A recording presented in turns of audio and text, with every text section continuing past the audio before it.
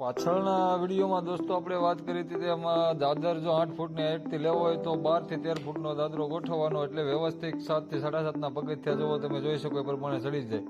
ગામડામાં સામાન્ય રીતે આવી રીતે દાદરા આવતા હોય. પછી બાથરૂમ ઉપરથી જ્યારે દાદરો બેસાડવાનો હોય ભાઈ, તો માનો કે આપણી પાસે હાઈટ કેટલી છે, બાથરૂમ ઉપરથી ટોપ સુધી જોઈ લેવાનું કે ભાઈ આપણે 4 ફૂટ જેવી હાઈટ થાય છે, બરોબર. તો 4 ફૂટનું મિત્રો કાંઈ નહીં કરવાનું, બસ સીધો હિસાબ છે કે 4 દોઢા 6 ફૂટ, બરોબર. આપણે આમ જોઈ લેવાનું કે 6 ફૂટ આવે છે, 6 ફૂટથી પ્લસ 1 ફૂટ કરી શકો.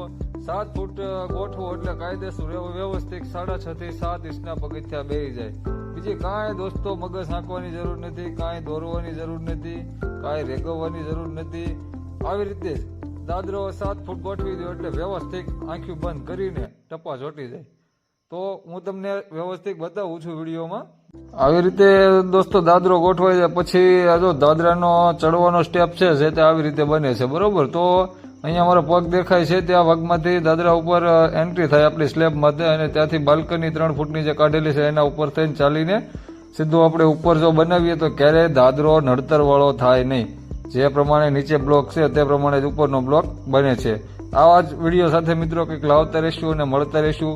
વિડીયો ગમે તો લાઇક, શેર અને કમેન્ટ કરવાનું ભૂલતા નહીં. અને હા, ખાસ ચેનલને સબસ્ક્રાઇબ કરી લેજો, જેથી તમે અને અમે એકબીજા સાથે જોડાયેલા રહીએ. ફરી વખત કોઈ નવા વિડીયો સાથે મળતા રહીશું. ધન્યવાદ.